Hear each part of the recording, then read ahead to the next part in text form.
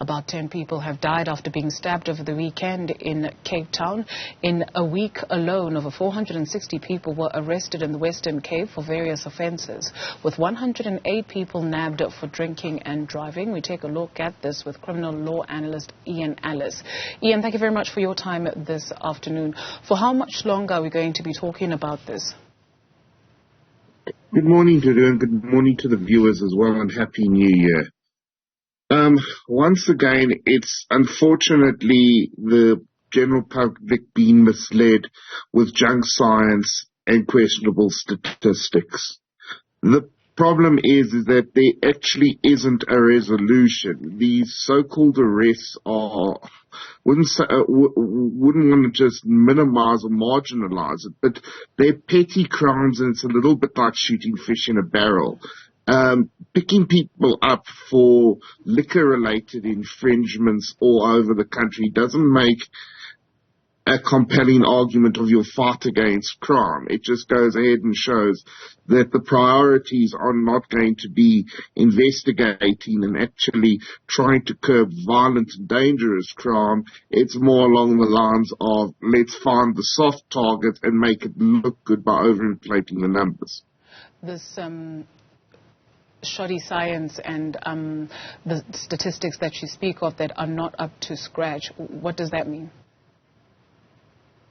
Basically what it is that they're making use out of statistics saying this was the number of arrests and these were the number of cases, and they look very impressive on paper of the number of new cases that are going to be enrolled, and it looks like a zero tolerance policy being affected.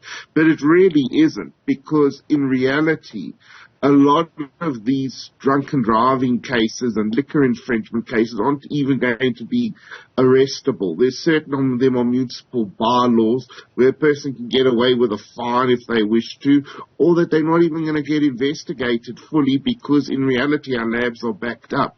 So there's nobody to go ahead and actually check to the extent of the drunkenness. So those people, they'll reappear at court, and the case will more likely be withdrawn because of the backlog in the labs of getting out blood results and reports out. So it really takes the problem nowhere. Sure. If you take a look at the province of the Western Cape, because we are referencing Cape Town for this particular conversation anyway, there are some amazing investigative journalists in that province. Aaron Heyman is one of them. Ms. Dolly is another one of them, who take a look and recently corrected us to say it's not the underworld. That is just a fancy word for hardcore criminals who are operating in the Western Cape, some who are from Eastern Europe even, who are living the high life in that province. And so when you take a look in comparison to what you just spoke about these cases that you can't even get a conviction for, and then where you can get a conviction, how much energy is being put into dealing with the top dogs?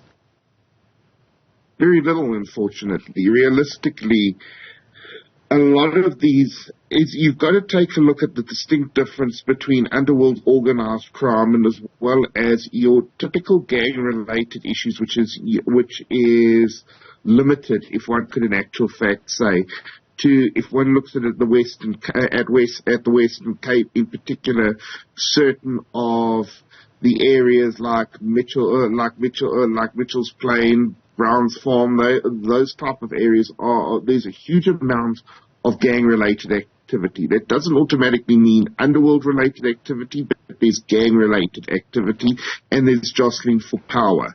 Then you get into a lot more of a complicated scenario of the whole underworld / organized crime syndicates, which in reality are going to generate very little investigation by the police because of their internal corruption and certain of the involvement and access of your big kingpins to senior members in the police force, as well as 2 senior officers in your organised crime syndicates themselves. Johannesburg is no exception to the rule, as is other parts of the country. Today we are running a story on some of the police's top brass being in Johannesburg under Operation Chanela. You will get statistics on how many undocumented migrants have been arrested, how many drunk drivers have been arrested, how many jaywalkers have been arrested, etc. And so when you take a look at South Africa's prisons and the courts, is there capacity for these crimes? If there isn't, how else can we deal with these crimes? The problem is our prisons are already overflooded. We're not building particularly new prisons. Our court structure is getting inundated with a lot of those which are municipal bylaw crimes, which can be sorted out by which should be sorted out in traffic court, not for jaywalking and the like. That's simple warnings that can be issued by the police.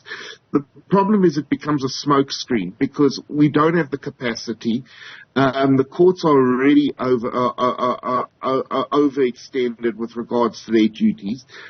Offences like this are not even, certain of them are not even arrestable offences, but they're dealing with that. So suddenly the number of dockets are increasing.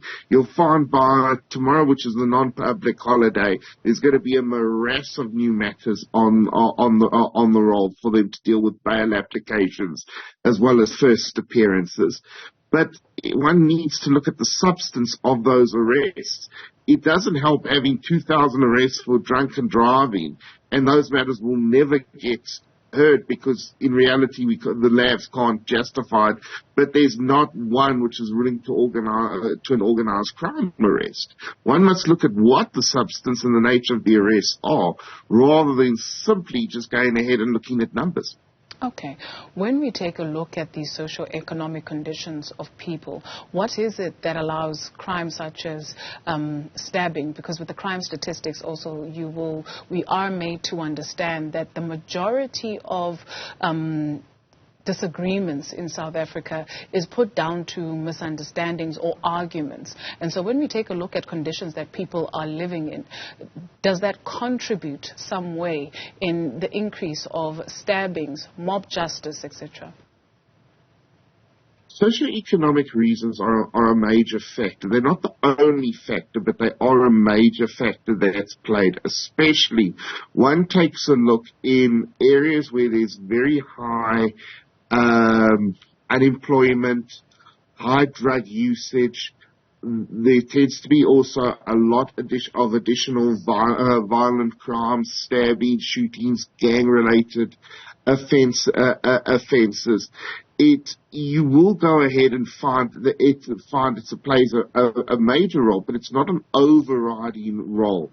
The thing is, there's also aspects of education, employment, high teenage birth rates. There's various other aspects, and also a dire lack of resources.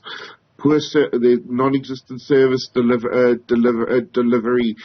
difficult circumstances in obtaining money, very poor employment rates, and very poor literacy as well.